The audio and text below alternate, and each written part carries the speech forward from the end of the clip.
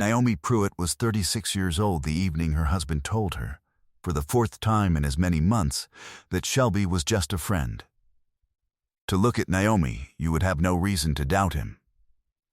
She drove a 10-year-old Buick with a cracked dashboard and a rattle she had been meaning to fix since February. She wore her hair pulled back on weekdays and dressed for comfort rather than impression, the way women do when they have learned that the work matters more than the appearance of the work. She shopped on a budget, kept a running grocery list on a notepad by the stove, and had never once in 7 years of marriage given her husband a reason to believe she was watching anything more closely than the household calendar.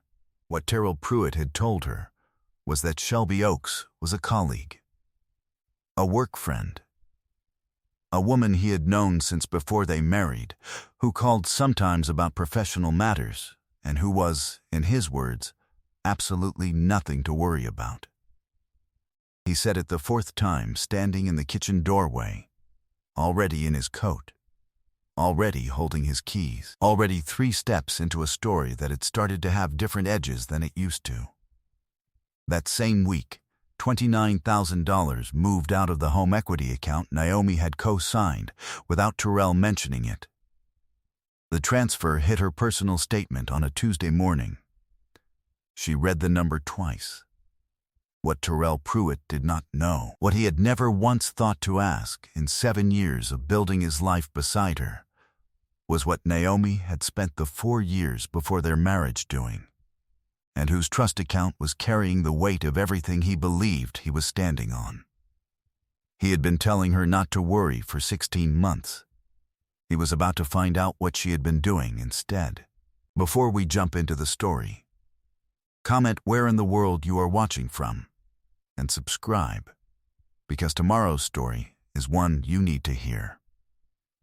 The house on Fenwick Street in Memphis sat at the end of a block where the oaks had grown old enough to arch over the road, and on still mornings the light came through in long broken columns that moved across the kitchen floor as the day shifted. Naomi had retiled that kitchen floor herself the summer before last, terracotta hex tile, laid in a running bond pattern with a 1/4-inch joint. Every row checked against a chalk line she had snapped herself across the subfloor. It had taken 11 days. She had done it on evenings and weekends while Terrell was traveling, because she preferred to work in quiet, and because she had learned long ago that the things she built herself held better than the things she delegated. Her father, James Pruitt, had been a licensed appraiser for 32 years, residential and commercial properties across the Mid-South. The kind of man who could walk through a house in 20 minutes and tell you to the dollar what was actually there versus what the sellers believed was there. He had a gift for seeing structures clearly, without the distortion of hope or sentiment. And he had passed it to Naomi the way he passed most things, not through formal instruction but through steady proximity. She had ridden with him on appraisals every summer from the time she was 12 until she left for college, watching him move through rooms with a clipboard and a quiet certainty that she had tried ever since to replicate in her own work. He used to tell her, "The asking price is just someone's opinion. The value is in the bones." It was the kind of thing that sounded simple until you had spent enough time in rooms where people were trying to hide the bones, and then it sounded like the sharpest thing anyone had ever said. Naomi had heard it first at 13, standing in the living room of a ranch house in Whitehaven whose cellars had painted over a water stain in the corner of the ceiling. Her father had pressed his thumb gently against the plaster and looked at her without saying a word, and she had understood completely. The paint was cosmetic. The stain was structural. The paint changed nothing about what lived underneath it. James Pruitt was 68 now and had retired from fieldwork 2 years ago, but still kept an office in a building on South Main where he saw clients and consulted on valuation disputes that had wound up in court. He had slowed his pace, but he had not diminished. He answered the phone on the second ring. He returned calls the same day. He was the kind of man whose advice she trusted above any other living person's, not because he told her what she wanted to hear, but because he had never once offered her less than the truth to spare her feelings. She had always believed that was the rarest form of love. She had not called him yet. She was still in the gathering phase. Naomi was a forensic accountant. She had held her CPA license for 9 years and had spent the last 6 of those working financial investigations, insurance fraud, embezzlement cases, asset tracing, and divorce proceedings. She worked for a firm with 9 people in it, occupied an unremarkable office on the 3rd floor of a building in Midtown, and drove to work every morning in the Buick with a cracked dashboard, and said nothing about her caseload to anyone who did not need to know. Her work required her to be unassuming in exactly the proportion that she was. It was not a performance. It was simply who she had always been. Terrell knew she was an accountant. He had never asked enough questions to understand what kind. They had met at a birthday gathering for a mutual friend 8 years ago, a backyard dinner in the Binghamton neighborhood, late June, the kind of evening that stretched well past dark because no one was ready for it to end. The yard had string lights and too many people and a table of food that kept getting replenished, and she had been standing near the far fence talking to no one in particular when Terrell Pruitt had walked over and introduced himself without preamble and asked her what she did for work. She had given him the short answer. He had asked a follow-up question that indicated he had actually processed the short answer. She had given him the longer one. He had asked 2 more questions after that. She was not a woman who opened easily. Her work required her to be observant and contained, and she had carried those qualities into her personal life so thoroughly that they had become indistinguishable from her nature. The fact that Terrell had found his way past them through patient attention, through genuine curiosity rather than performed charm, had told her something she believed without reservation at the time. She had not been wrong about what she saw. She had simply not yet seen what was also there. In the early years, it was real. She did not need to revise that understanding now. It had been real, and it had also been finite in a way neither of them had known to examine, and the 2 things could be true at the same time without one canceling the other. She had come to understand that. What she was less willing to accept was the 13 months of calculated concealment, the cash taken in careful increments, the jewelry bought with money they had both signed for on a house that was still in both their names. The first sign had been a shift in register, a particular quality of quietness around his phone that had not been there before. Phones tilted slightly away. A new habit of leaving the room to take calls, small things, the kind that could be explained singly and that accumulated differently when viewed together. She had noted them the way she noted anomalies in financial data, without alarm, without conclusion, with the understanding that patterns required more than one data point to confirm themselves. The second sign had been the name, Shelby. Saeed casually, the way you say the name of someone you are not thinking about while saying their name. The third sign was a new key on his ring that she did not recognize and that he did not volunteer to explain. She had not asked about the key. She was still watching. The Tuesday morning the $29,000 hit her statement. Naomi sat at the kitchen table for a long time with her coffee and did not move and did not speak, and let the numbers settle into her understanding the way a figure settled into a ledger. Not with emotion, but with the cold precision of something that had just changed the shape of a calculation she had been running in the background for months. She did not ask Terrell about the transfer. She was a forensic accountant. She knew what premature disclosure cost in investigation. You did not surface your knowledge before you had mapped the full shape of it, because the moment a subject understood they were being examined, the evidence shifted. Accounts got closed. Documents got explained away. The story changed to fit whatever the subject thought you already knew. She had watched it happen in a dozen client cases. She was not going to let it happen in her own. She had not built the file yet. She started that Tuesday. But first, the following Thursday, she followed him. She was not proud of it. She did it anyway. She left work 40 minutes before he would leave his office, parked across from his building on Union Extended, and watched his car pull out at 5:47. She followed at a distance her father had once described as the right amount, close enough to maintain visual, far enough to be invisible. Patience and position.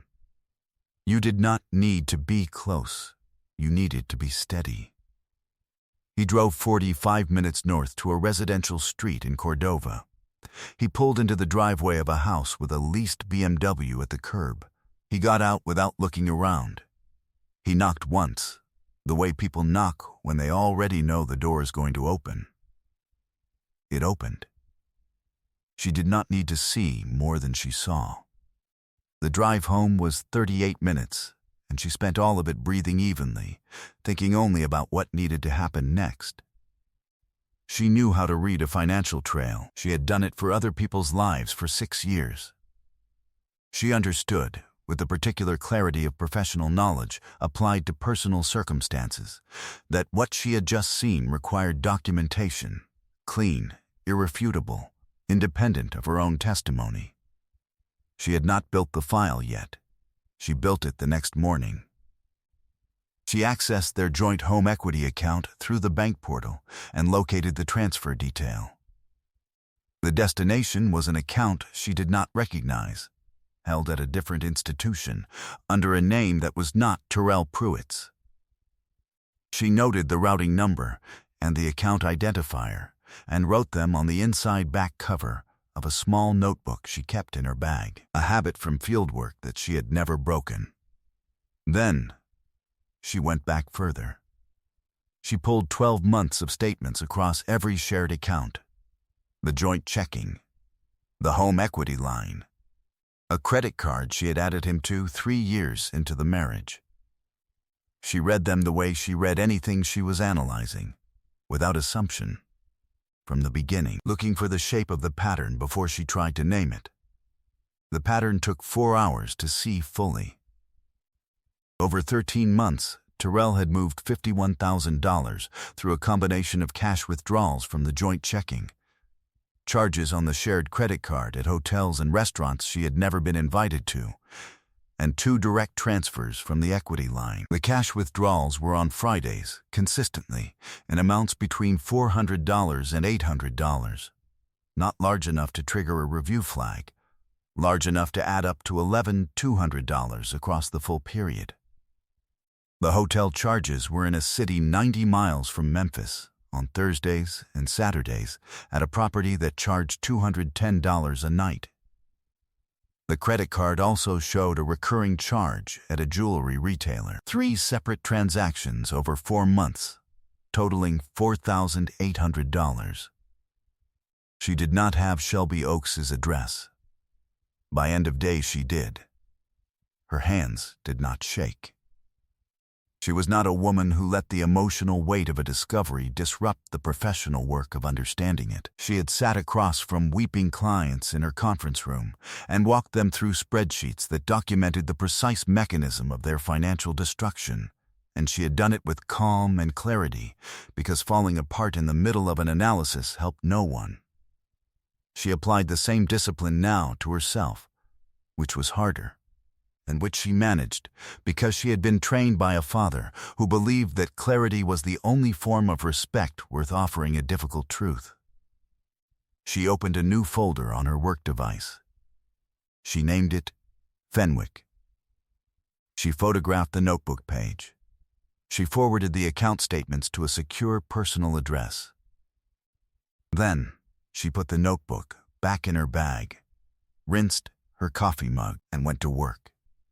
Some things you don't say until you can prove them. 3 days later, Naomi sat across from her attorney in an office on Union Avenue. Claudette Marsh had practiced family law in Memphis for 27 years, and had the particular quality of stillness that came from having heard nearly everything and remained undisturbed by any of it. She was 61, precise in her language, and had been recommended to Naomi 4 years ago by a colleague who had described her as the kind of attorney who did not waste a single word in a courtroom or out of one. She reviewed Naomi's documentation across the surface of her desk without comment until she had read every page. "The transfers out of the equity line," she said. "The account they landed in." "You have a name on that account?" "Not yet. I have the routing information. I'll have the name by end of week through our tracing contact." Claudette set the last page down. "The equity line is a marital asset. Both transfers were executed without your knowledge or written consent, which under Tennessee statute constitutes dissipation of marital assets." She paused. "The cash withdrawals are harder to trace on their own, but in context of the full pattern they support the dissipation argument considerably. I want a full forensic accounting of the marital estate before we file anything." "Agreed. I'll engage my analyst." Claudette looked at her steadily. "And Naomi, do not move any of your separate assets.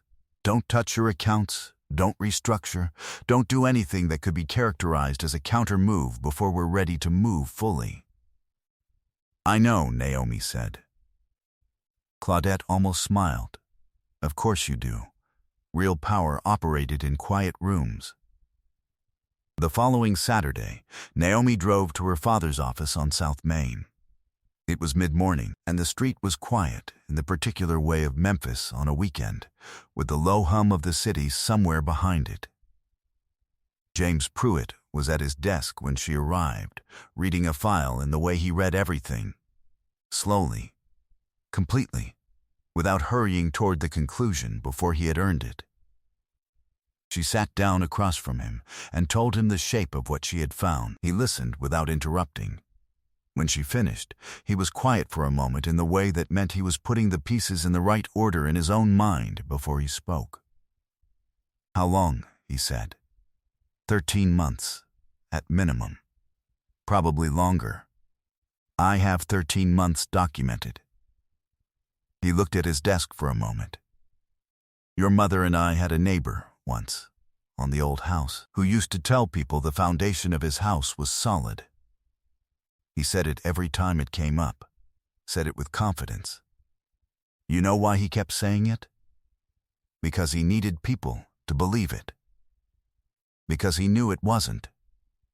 A man who has to keep telling you something is solid is the last person you should believe about that thing." He looked at her. "You've been doing this work long enough to know what the numbers mean. Trust the numbers."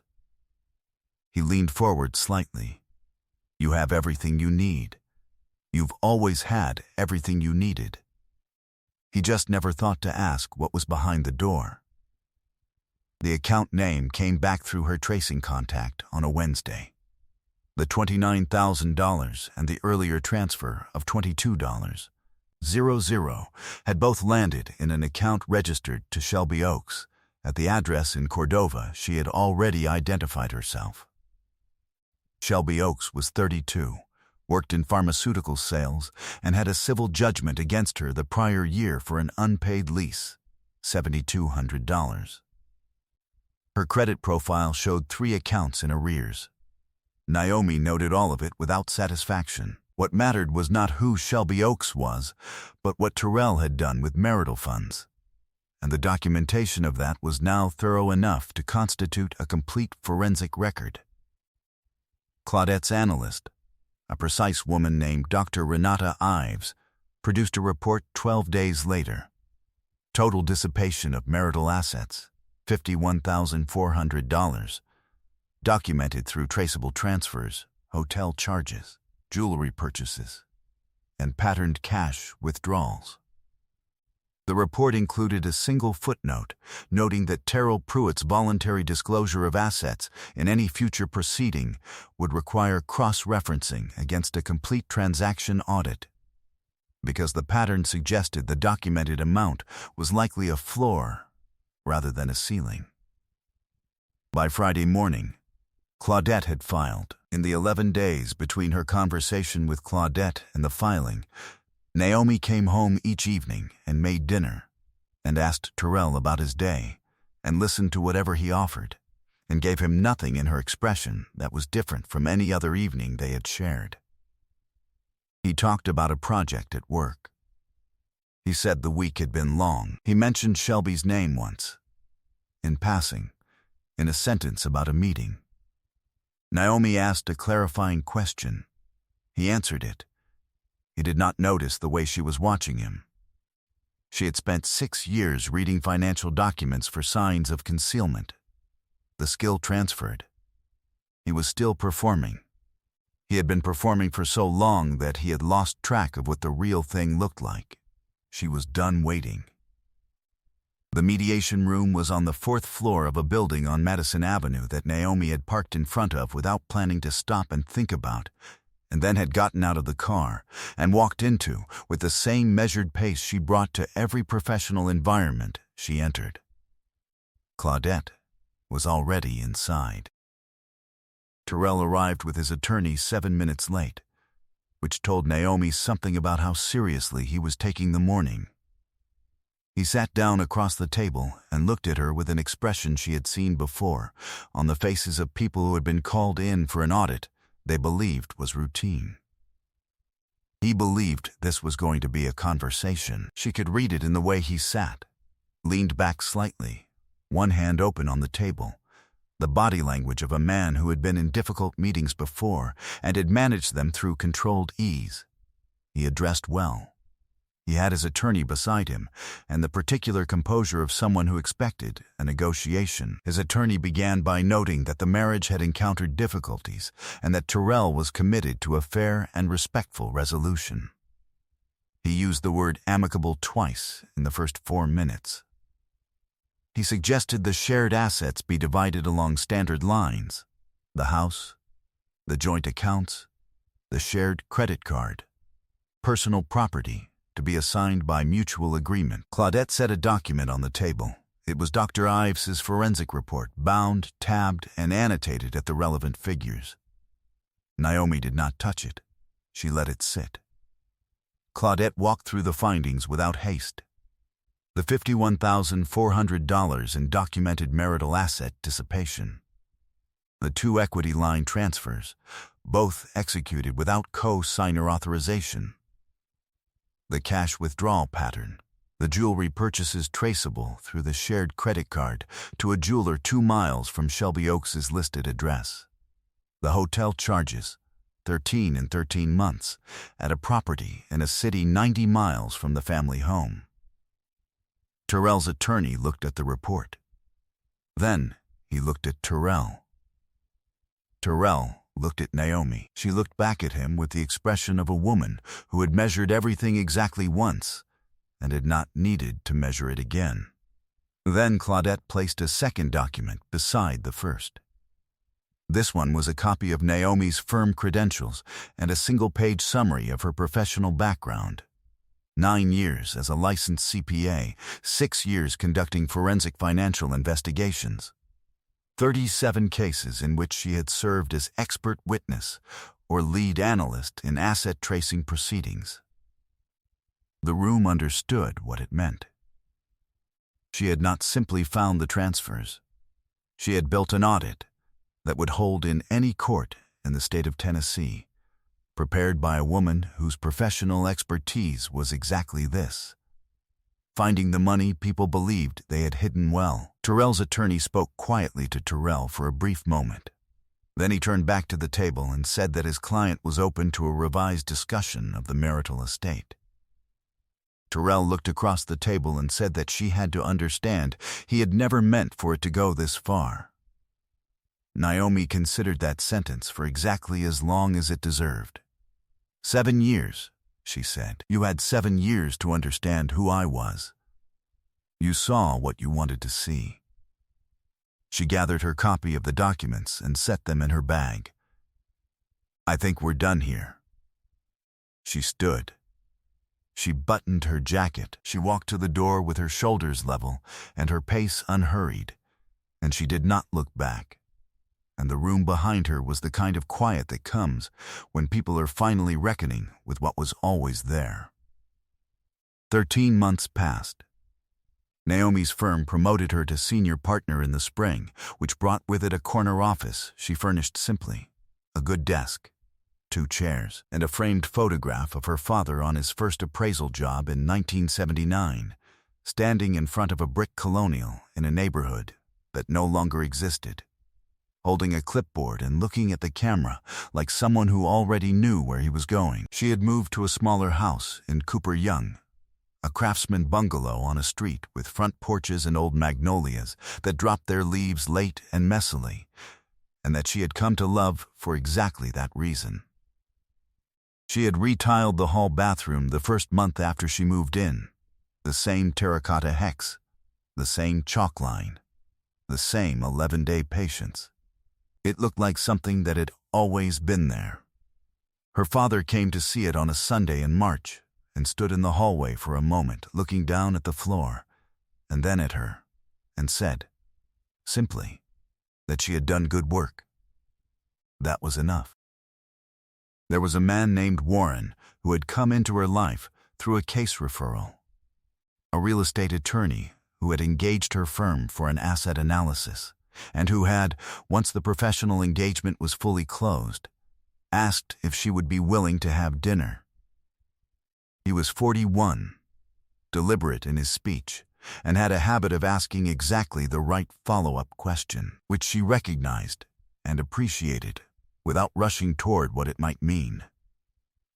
He did not perform ease. He had it. She heard about Terrell through her father's network, which was extensive and unsentimental, and which James Pruitt maintained with the same systematic attention he had given his appraisal files. The divorce settlement had returned the full $51,400 in documented dissipation, plus the cost of the forensic accounting engagement. The Fenwick Street house had been sold in a clean transaction. Naomi had taken her equity share and used it as part of the down payment on the Cooper Young bungalow. Terrell had left his position at work in the months following the proceedings. The professional community in Memphis had a long memory and a short tolerance for the kind of financial conduct that had been documented in Claudette's filings, which had not remained entirely private once the settlement was recorded. Shelby Oaks had not, as far as anyone who knew Naomi was willing to bring up, remained a visible presence in his life. Naomi registered all of it the way she registered completed case files, fully, without editorializing, and then she closed the folder and did not return to it. That was the only thing that had ever worked. You processed the record completely. Then you stopped looking at it. On a Thursday evening in early April, she sat on her front porch with tea and watched the last of the magnolia blooms come down in the evening wind, slow and deliberate, landing where they landed without apology. The street was quiet. The light was long and low. Warren was inside, finishing a phone call, and she could hear the low sound of his voice through the screen door without hearing the words. And she found that she did not need to hear the words. She had spent her professional life tracing what was hidden. She was learning, slowly, to trust what was simply present. Freedom was the real currency. She had always known that. She was finally spending it. I hope you enjoyed that one. Be sure to like the video and subscribe so you don't miss the next story. I've picked out 2 more for you that I think you'll really like.